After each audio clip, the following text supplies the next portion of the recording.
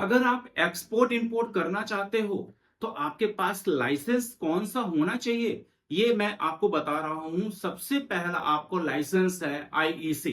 तो आईईसी आप कैसे बनवा सकते हो और आपको कहां पास यूज करना है। मेरी यूट्यूब फैमिली, उम्मीद करता हूं कि सब आप अच्छे होंगे। मैं हूं आपका दोस्त वीरेन और आप देख रहे हैं हमारा चैनल टच सपोर्ट गुरु।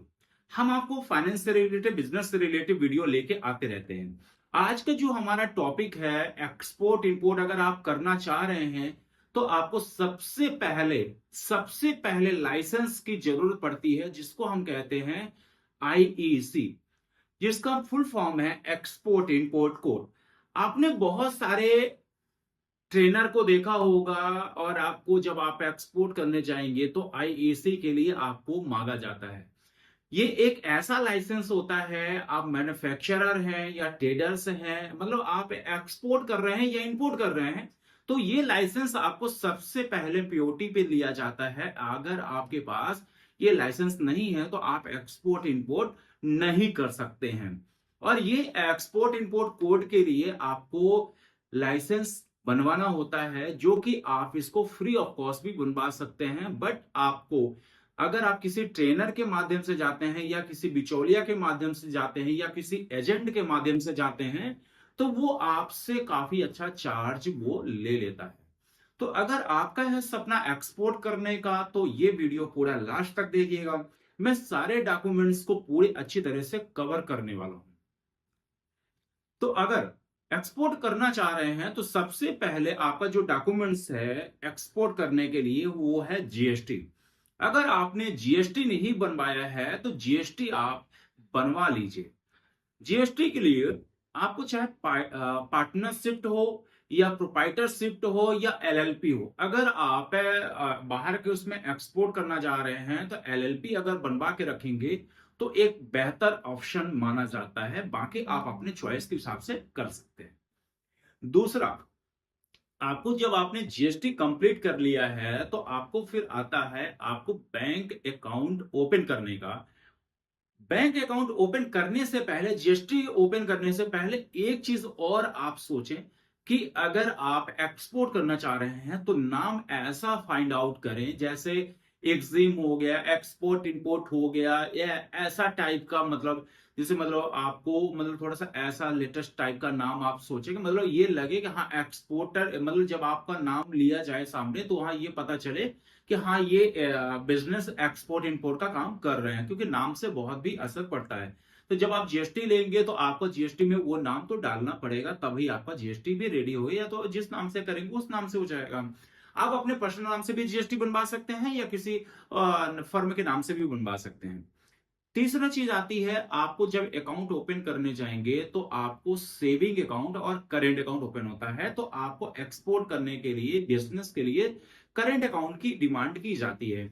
तो करेंट अकाउंट में अगर आपको, मेरा सजेशन है कि गवर्नमेंट के बैंक, जब आप किसी फॉरेन कंट्री से पैसा मंगाते हैं या कुछ भी करते हैं तो आपको हो सकता है, जैसे एक्सिस बैंक हो गया, एचडीएफसी बैंक हो, ये फॉरेन बैंक है, फॉरेन में भी बैंक है यहाँ पास। तो आप ऐसे बैंक में, किसी पार्टिकुलर बैंक का प्रमोट नहीं कर रहा हूं, आप किसी भी बैंक में अपना ओपन कराइए। मैंने जो ओपन कराया है अपना एचडीएफसी बैंक में मैंने कराया है, जो कि सबसे मुझे अच्छी सर्विस मिल रही है। तो आप वहां करेंट अकाउंट ओपन कराइए। करेंट अकाउंट ओपन कराने के बाद आपका मतलब सॉरी, एडी कोड, जो कि एथराइज्ड डीलर कोड माना जाता है। एडी कोड का मतलब है एथराइज्ड डीलर कोड। तो आपको वहां पास से बैंक मैनेजर के पास जाएंगे, आप उनसे बोलेंगे कि हमें एडी कोड की जरूरत है। तो आपसे वो क्वेश्चन करेंगे कि सर आपको एडी कोड की जरूरत क्यों है, आप मुझे आईईसी मतलब एक्सपोर्ट इंपोर्ट कोड दीजिए, तब हम आपको लाइसेंस बनवा के देंगे। तो उसके लिए भी आपको उनको बोलना है कि आप मुझे लेटर में बना के दे दीजिए कि एडी कोड हमें बना के दे दीजिए, तो वो एडी कोड आपको बना के वो दे देंगे। इसके बाद अब आपको क्या करना है, अब आपको वहां पास से आपका एडी कोड हो चुका, जीएसटी सर्टिफिकेट हो गया, आपका ये दोनों चीज बन गया और आपका सेविंग अकाउंट हो गया। अब ये तीनों चीज हो गया। अब जब आप इसको आईसी कोड बना रहे होंगे, मैं अगली वीडियो में कैसे बनाना है ये भी बताऊंगा। जब आपको बना रहे होंगे तो आपको वहां पास मैन्युफैक्चरर, एक्सपोर्टर, इंपोर्टर, इस टाइप से आएंगे, तो आपको कौन सा सेलेक्ट करना चाहिए नेक्स्ट वीडियो में मैं आपको बताने वाला हूँ। पर आपको बनाने से पहले आपको डॉक्यूमेंट्स की क्या क्या जरूरत पड़ेगी ये भी आप समझ लीजिएगा। तो सबसे पहले जीएसटी नंबर नहीं चाहिए, जीएसटी का सर्टिफिकेट जो 3 पेज का होता है वो आपको अपने सीए से या आप अपने खुद से निकाल सकते हैं। दूसरा, आपको बैंक अकाउंट और बैंक अकाउंट का एक कैंसिल चेक लगेगा जो कि आपको आईईसी कोड में दिया जाना चाहिए। तीसरा, आपका एडी कोड हो गया। फिर एक passport size, mobile number, email ID, ये सारे डॉक्यूमेंट्स आपको अपने पास रखना है। अगर आप एक्सपोर्ट करने जा रहे हैं और आपके पास एक्सपोर्ट इंपोर्ट आईसी कोड नहीं है, तो किसी भी प्रकार से ना आप तो एक्सपोर्ट कर सकते हैं ना इंपोर्ट कर सकते हैं। तो ये सबसे अहम डॉक्यूमेंट्स है जिसे हम एक्सपोर्ट इंपोर्ट कोड के नाम से भी जाते हैं और आईईसी के नाम से भी जाना जाता है। तो ये सारे डॉक्यूमेंट्स आप कंप्लीट कर लीजिएगा और अगले वीडियो में मैं ये बताऊंगा कि आप इसको फ्री ऑफ कॉस्ट सर्विस कैसे कर सकते हैं और आपको ये कितने साल के लिए वैलिड होता है, कितने साल के लिए वैलिड नहीं होता है।